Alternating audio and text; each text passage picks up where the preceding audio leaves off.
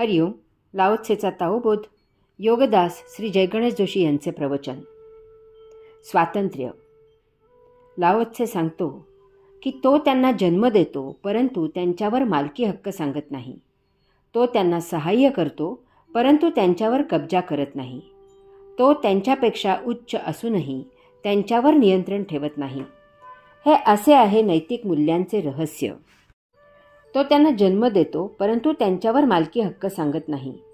स्वभावातून ताओ तत्वांचा उदय होतो. ही तत्वे आपल्यात आहेतच, परंतु तरीही आपण अनेक वेळा त्याविरुद्ध वर्तन करतो. असे घडते की काही करायचा आपला स्वभाव नसतो आणि तरीही आपण आपल्याच स्वभावाविरुद्ध वर्तन करतो. तसे झाले की आपल्यालाच आश्चर्य वाटते की माझ्या हातून हे असे कसे घडले. याचे कारण लाओत्से येथे सांगत आहे. तो म्हणतो की तुमचा जो ताओ तत्वांचा स्वभाव आहे, तो स्वभाव तुम्हाला कधीही सक्ती करत नाही. तो तुम्हाला पूर्ण स्वातंत्र्य देतो. अशा प्रकारे स्वातंत्र्य असूनही जेव्हा ताओ तत्वांप्रमाणे आचरण केले जाते, तेच सत्याचरण असते. धाक, भीती दाखवून काही करवून घेण्यात काहीही अर्थ नसतो. कारण तो धाक, ती भीती काही कारणाने नष्ट झाली की तोच माणूस स्वतःची तत्वे पायदळीत उडवतो. अशा वेळी तो जरा जास्तच चेतावतो आणि आक्रमक होतो. जे जे करू नये ते मुद्दामहून करतो. ताओ तुम्हाला फक्त मार्ग दाखवतो, इशारा करतो आणि साक्षी राहून तुम्ही काय करता याची लीला पाहतो. तत्वे पाळलीत तर तुम्हालाच मुक्ती मिळते, नाही पाळलीत तर त्याच्या यातना तुम्हालाच भोगाव्या लागतात. ताओ साक्षी राहतो. तो त्यांना सहाय्य करतो, परंतु त्यांच्यावर कब्जा करत नाही. तुम्ही तत्वे पाळलीत किंवा नाही पाळलीत तरी दोन्ही वेळा तोच ऊर्जा पुरवतो. तुम्ही जे करता त्याला ताओ संपूर्णपणे सहाय्य करतो. ताओ तुम्हाला कधीही आज्ञा करत नाही, तुमच्यावर मालकी गाजवत नाही. तो तुम्हाला जे पाहिजे त्याला प्रकाशित करतो आणि स्वतः साक्षी राहून लीला अनुभवतो. सूर्य उगवतो आणि येथील वस्तू जगत प्रकाशित करतो. त्याचा कोणाला उपयोग करायचा असला तर त्याने तो करावा. परंतु जर कोणी दार लावून काळोखात बसला तर सूर्य त्याला जराही त्रास देत नाही. दार उघडण्याची वाट पाहत दाराबाहेर उभा राहतो. दार उघडले तर लगेच प्रकाश पुरवतो.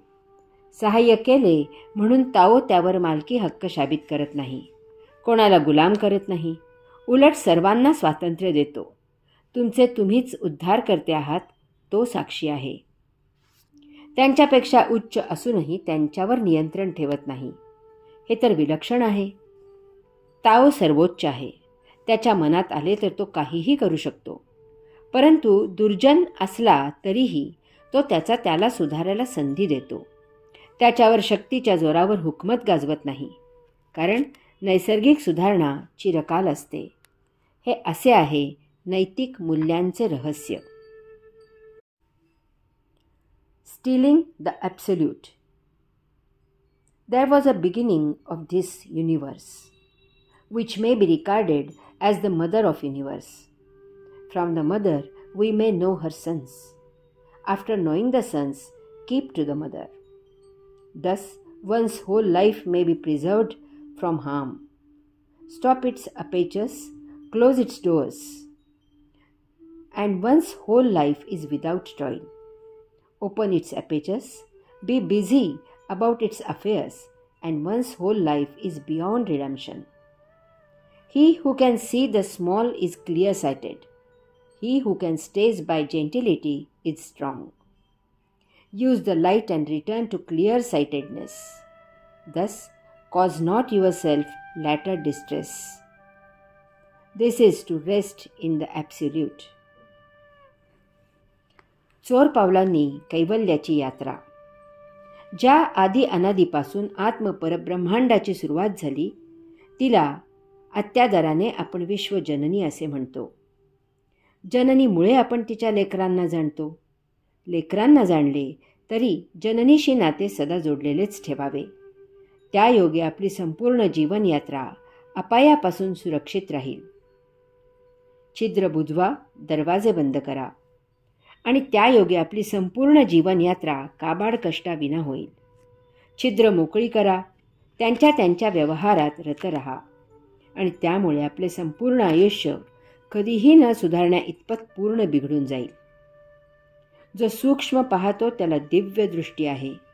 जो सालसपणे वर्तन करतो त्याच्या मनावर पूर्ण ताबा आहे. प्रकाशाची अनुभूती घ्या आणि पुन्हा दिव्य दृष्टीप्रत मार्गस्थ व्हा. अशा प्रकारे तुम्ही भविष्यात येऊ घातलेल्या तीव्र नैराश्यापासून स्वतःचा बचाव करू शकता. हेच कैवल्यात विलीन होणे आहे. चोर पावलांनी कैवल्याची यात्रा या ओवीचे हे एक अतिमिठास, गोड, अतिसुमधुर आणि अतिहृद्य असे रूपकात्मक शीर्षक आहे. चोरी आणि परमात्म्याप्राप्ती यांची गुंफण घालण्याची लाओत्सेची कल्पनाच मोठी अद्भुत आहे. हे रूपक समजून घेण्यासारखे आहे. चोराला चोरी करायला जसे प्रयास करावे लागतात तसेच प्रयास साधकाला परमात्मा प्राप्त करण्यासाठी करावे लागतात. चोराला चोरीसाठी जशा खुब्या वापराव्या लागतात तशाच खुब्यांचा वापर साधकाला परमात्मा प्राप्त करण्यासाठी करावा लागतो. परमात्मा स्वतः चोर आहे. तो भक्तांचे चित्त चोरतो. चित्ताशिवाय जगणे अशक्य असते. अर्थातच जेथे स्वतःचे चित्त असते तेथे भक्तांना जावेच लागते आणि त्यामुळे भक्त परमात्म्याच्या भजनी लागतात. भक्त परमात्म्याला चित्तचोर असेच प्रेमाने संबोधतात.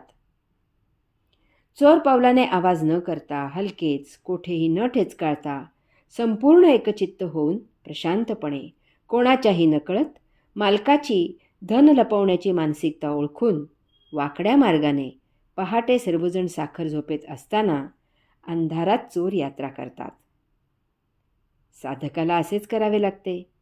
काये वाचे मने असनस्थ होऊन एकचित्ताने, परममौन होऊन प्रशांतपणे, देहादी इंद्रियांवर न ठेचकाळता, त्यांना सुगावा लागू न देता, परमात्म्याची निवास करण्याची मानसिकता ओळखून अंतस्मार्गाने पहाटे देहादी इंद्रिये प्रगाढ निद्राधीन झालेली असताना अंधारात साधक ध्यानस्थ होतो आणि परमात्म्याची यात्रा करतो. तिजोरी कोणाच्या हाती लागू नये अशा गुप्त जागी ठेवलेली असते. परमात्मा देहाच्या आत अंतःकरणात गुप्त जागी विराजित आहे. तो अदृश्य, अरूप, निराकार आहे.